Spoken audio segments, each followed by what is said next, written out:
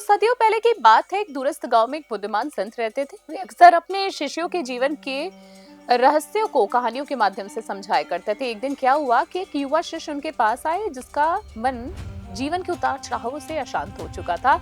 उन्होंने संत से पूछा, गुरुदेव, जब सुख आता है तो मन में आनंद भर जाता है, लेकिन जब दुख आता है तो सब कुछ व्यर्थ लगने लगता है। ऐसा लगता है कुछ बचा ही नहीं। क्या ईश्वर को केवल सुख देना पसंद नहीं है, या वे हमें दुखी देखकर हमें दंडित करते हैं? नमस्कार, मैं हूँ आपके साथ रितिका पांडे और आप देख रहे हैं न्यूज़ 21। आज की कहानी आपको बहुत ही खूबसूरत सीख देने वाली है, क्योंकि हम सबके जीवन से कहीं ना कहीं जुड़ी हुई है। देखिए, संत मुस्कुराते हैं और बोलते हैं, पुत्र बैठो, मैं तुम्हें एक ऐसे हीरे की कहानी सुनाता हूँ जिसने सुख और दुख दोनों की लीला को जिया और फिर अपनी असली चमक पाई है। जी हाँ, कहानी शुरू होती है। एक समय की बात है, धरती की गहराइयों में एक साधारण सा पत्थर सोया हुआ था। ऐसा गुरुजी बताते हैं उनके शिष्यों को।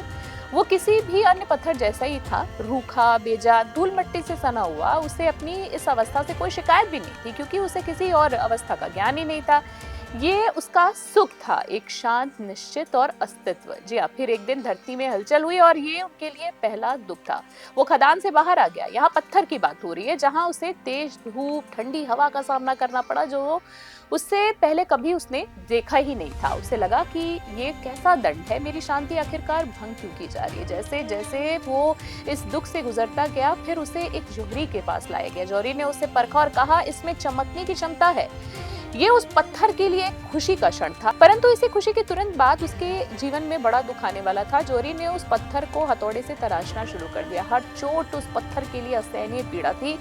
उसे लगा कि सब बिखर जाएगा, उसका अस्तित्व ही मिट जाएगा। ये कैसी क्रूरता उसके साथ की जा रही। वो चीखना चाहता था, मैं क्यों इतना दुख सह रहा हूँ, कहना चाह रहा था पर कह नहीं पा रहा था। जब जौहरी उसे रेत और पानी से रगड़ रहा था, तब भी वो दर्द में था। हर घर्षण उसके लिए अग्नि परीक्षा थी। उसे याद आया अपनी पुरानी शांत अवस्था, और उसे लगा कि वो सुख कितना ज्यादा बेहतर था। लेकिन वो नहीं जानता था कि ये सब जो दुख है एक महान लीला का ही हिस्सा है। जी, हथौड़े की चोटें उसे आकार दे रही थी, घर्षण उसकी परतों को साफ कर रहा था। धीरे धीरे उसके अंदर से एक अद्भुत चमक निकलने लगी। उसकी खुरदुरी सतह मुलायम और चमकदार हो गई।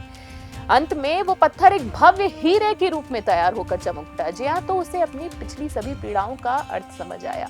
वो अब केवल पत्थर नहीं था, वो एक अनमोल हीरा था जिसकी चमक से पूरी दुनिया जगमगा रही थी। उसे समझ में आया कि अगर वो खदान में ही शांत रहता तो वो कभी इस भव्यता को प्राप्त ही नहीं कर पाता। उसके दुखों ने ही उसे असली उसके स्वरूप तक पहुंचाया। देखिए, कहानी का समापन हो रहा है, पर सीख देखिए। संत ने कहानी समाप्त की और शिष्यों की आंखों में देखा। पुत्र, हमारा जीवन भी उसी हीरे की तरह है। सुख हमारी वो शांत अवस्था है जहां हम संतोष में होते हैं, लेकिन दुख जो है, जैसे खदान से निकलना, तराशा जाना और रगड़ा जाना, वे सब हमें निखारने की प्रक्रिया है। तो ये भगवान की लीला है मेरे बच्चे। वे हमें दंड नहीं देते हैं, बल्कि हमें तराशते हैं ताकि हम अपनी बेहतरीन और चमकदार अवस्था को प्राप्त कर सके। बिना हथौड़े की चोटों के कोई पत्थर हीरा नहीं बन सकता। बिना संघर्ष के कोई व्यक्ति अपनी असली क्षमता को नहीं जान सकता। शिष्य ने गहरे विचार में डूबकर संत को प्रणाम किया। जी हाँ, उसके चेहरे पर अब शांति थी। उसे समझ आ गया था कि सुख और दुख दोनों ही भगवान की प्रेम पूर्ण लीला के अभिन्न अंग हैं, जो हमें पूर्णता की ओर ले जाते हैं। Special desk news 21।